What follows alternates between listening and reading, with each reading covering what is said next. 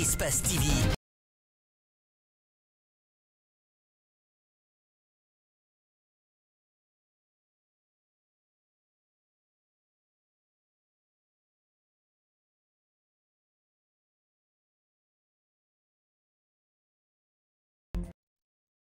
Vous nous regardez sur Canal 243. Bonsoir et bienvenue au 19h45. Au sommaire de cette édition, Massila a rejoint sa dernière demeure ce mercredi au cimetière de Anta. Ses proches, associations de défense des droits humains et citoyens lui ont rendu un dernier hommage. Et puis la Guinée a reçu les premières actions du projet d'investissement social de relance post-Ebola dans le pays, dans les pays touchés par l'épidémie. Ce mercredi, plusieurs équipements de riposte ont été remis aux responsables de l'ANSS.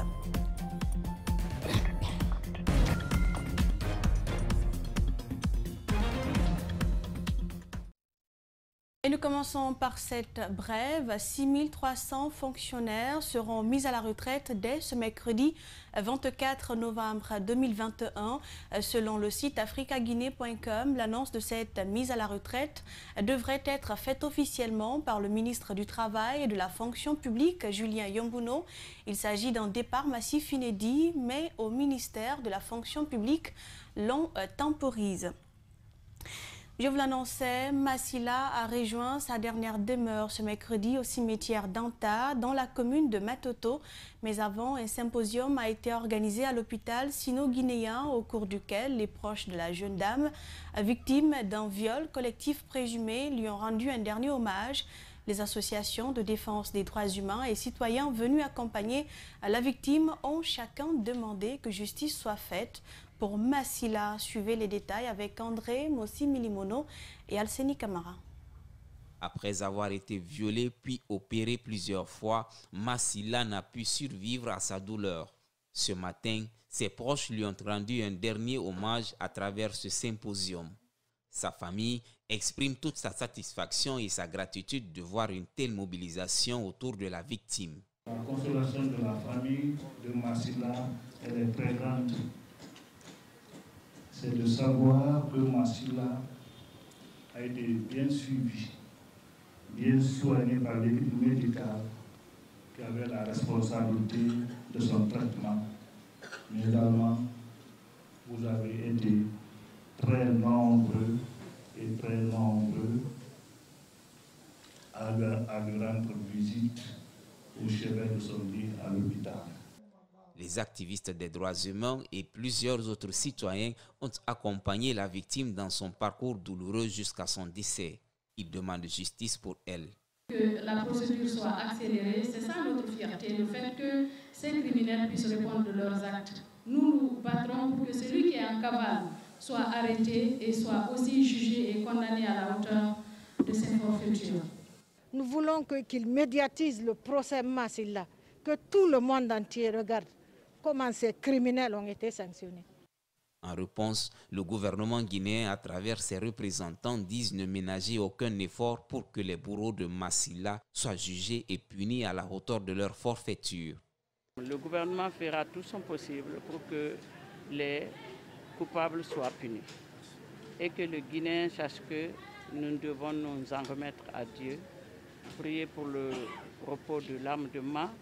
Décédé le 20 novembre dernier en Tunisie, Massila repose désormais au cimetière d'Anta. Et à l'âme de la victime, tout autre sujet dans ce journal, les alliances et les coalitions de formation politique. C'est la nouvelle tendance, les partis politiques ne vont plus en solo, la Guinée gagnante. C'est la dénomination de cette nouvelle coalition. Elle promet d'offrir de la nouveauté sur le paysage politique. Elle est officiellement lancée ce mercredi à Conakry. Mamadou Sadio Baldé et Alseni Camara nous en disent plus. La patrie au-dessus du parti. Ensemble, nous pouvons. Le parti Mouvement Alliance pour la démocratie, le parti pour le renforcement de la démocratie en Guinée, le parti de l'unité et du renouveau, l'Union des démocrates et citoyens de Guinée et l'Alliance guinéenne pour le développement décident de faire une coalition politique. Pour gouverner demain, l'Alliance part d'un constat tout simple. Que notre pays obéit à un cycle qui s'étale sur une période de 60 ans. Nous avons passé 60 années dans le carcan du colonialisme, Cela fait maintenant 60 années que nous sommes indépendants. Une indépendance que nous disons qui a plutôt été caractérisée par l'abondance de la dépendance. Arrive le CNRD pour tourner cette page et amorcer une nouvelle orientation à la Guinée. Nous estimons, à juste titre, que l'avènement du CNRD au pouvoir marque la fin du deuxième cycle et le début d'un troisième cycle qui va consacrer l'émergence de cette nation et ainsi faire de notre pays une référence mondiale en matière de développement. Cette coalition de formation politique et les mouvements de jeunesse qui les accompagnent constituent cette vision dont rêvent les Guinéens. Une politique qui consiste à rendre possible ce qui est nécessaire. Une politique qui va écraser et piétiner tout ce qui est ethnocentrisme. Une politique qui va faire la promotion de l'excellence, l'addition des intelligences, la multiplication des compétences et des expériences. Et donc, cette coalition que vous voyez devant vous, c'est l'intelligence au service de la patrie. Ils incarnent, disent-ils, toutes les vertus pour opérer un changement qualitatif du bien-être des Guinéens. Les citoyens auront le temps de les découvrir sous peu. Reportage de Mamadou Sadio Baldé. Le changement de régime ne doit pas affecter les rapports de bonne coopération avec les institutions internationales. C'est dans ce cadre qu'une délégation de l'UNICEF s'est rendue ce mardi chez la nouvelle garde des Sceaux pour lui réitérer l'engagement de l'agence onusienne à poursuivre sa collaboration avec son département, mais aussi la féliciter pour sa nomination dans le gouvernement de transition.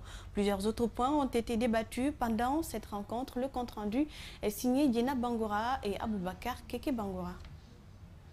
En Guinée, la justice pour enfants, le cadre réglementaire et législatif de la justice, mais aussi les services de protection pour enfants attirent moins les attentions. C'est donc pour changer la tendance que la délégation de l'UNICEF a rencontré la ministre de la Justice et des Droits de l'Homme. Ça, c'est deux domaines qui sont très importants, mais qui connaissent beaucoup de difficultés du point de vue infrastructure, du point de vue ressources humaines, du point de vue des moyens et du point de vue aussi de la couverture au niveau national des services de la justice pour enfants. Cette délégation se dit inquiète de la protection des enfants et fonde son espoir sur cette collaboration pour qu'ils aient le droit de survivre, de s'épanouir et de réaliser leur potentiel au profit d'un monde meilleur. Nous espérons qu'ensemble, nous allons faire un bond en avant pour que tout enfant en Guinée puisse jouir des services de protection, bien sûr, mais aussi des services de justice tout court.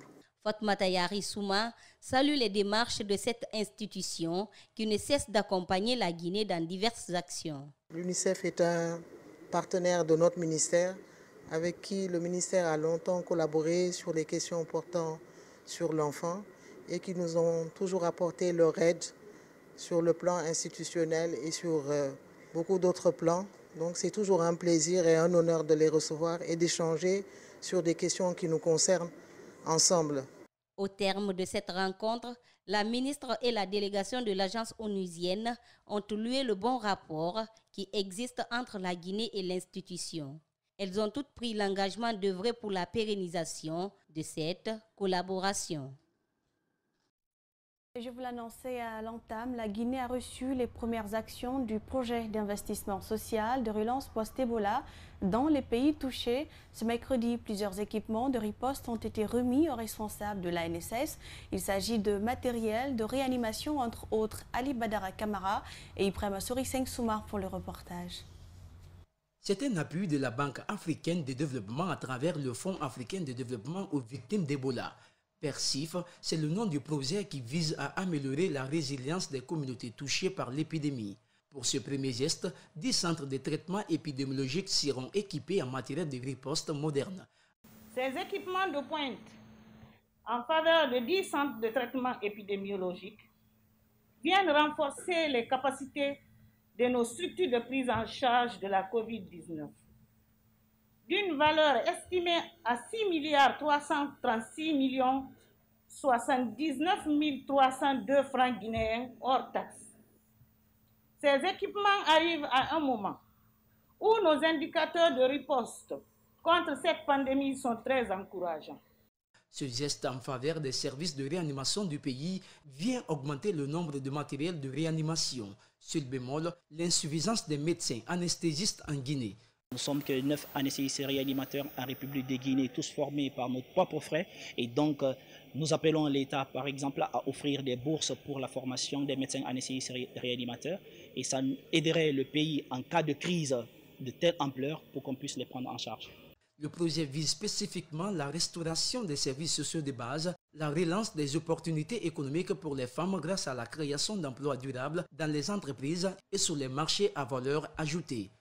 Je salue les efforts de coordination du PERSIF pour les résultats obtenus. Je félicite l'Agence nationale de sécurité sanitaire pour son dévouement dans la lutte contre les épidémies dans notre pays et ses efforts inlassables contre la COVID-19. Dans les jours à venir, 4 centrales d'oxygène seront installées dans les 4 régions naturelles. Une femme enceinte de 4 mois embarquée de force à bord d'un pick-up a été victime d'un soudain avortement sous l'effet des coups des agents des forces de sécurité selon la famille de la victime. Les faits se sont produits ce mercredi au quartier Matam alors que les habitants de cette localité manifestaient pour exiger le départ du chef du conseil de quartier qu'ils accusent de gestion opaque. La femme aurait été confondue aux protestataires. Justin Leno pour plus d'explications. Mercredi matin, les habitants de Matam scandent des slogans hostiles à l'actuel chef du conseil des quartiers. Leur colère, ils l'expliquent notamment par un manque d'infrastructures.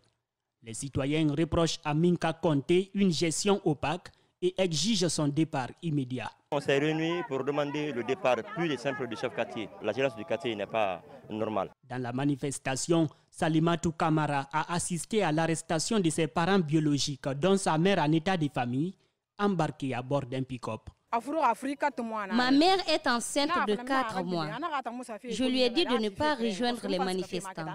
Elle a répondu qu'elle s'arrête juste au bord de la route. La police a lancé des gaz. 2 agents sont venus. Malheur pour la jeune fille qui a été informée par le médecin de la famille que sa mère enceinte de 4 mois a avorté sous l'effet des coups des agents de sécurité. Ma mère a avorté. Nous nous rendons là-bas à l'instant. Elle n'était pas allée manifester.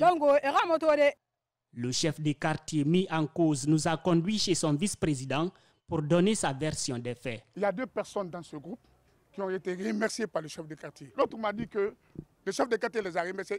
Lui aussi, il sait maintenant ce qui entoure le pouvoir. Donc lui aussi, il fera tout pour se maintenir au pouvoir. Il va chercher par tous les moyens pour être chef de quartier. La police est intervenue pour disperser la foule à coups de gaz lacrymogène. Un reportage de Justin Leno. Autre fait marquant de l'actualité, la construction et la modernisation du marché de Koloma ne font pas l'unanimité au sein des occupants.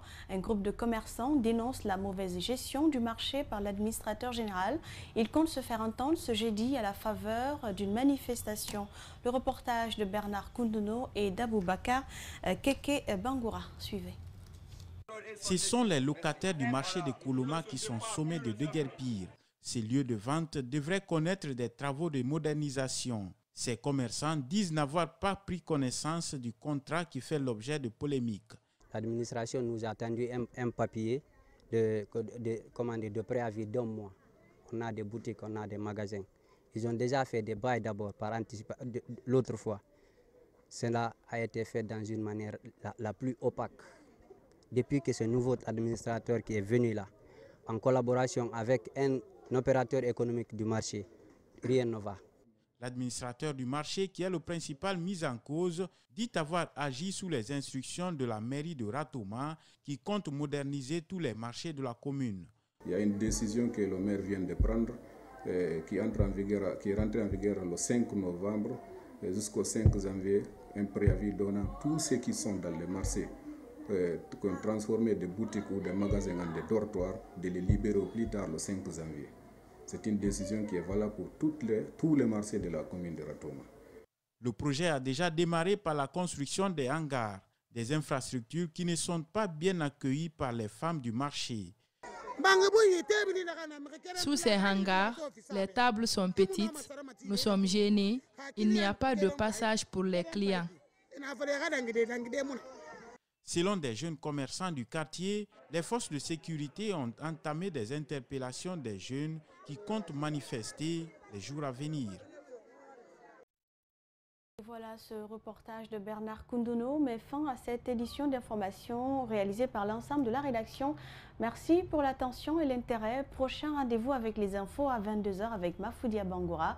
Bonne soirée à toutes et à tous sur Espace TV.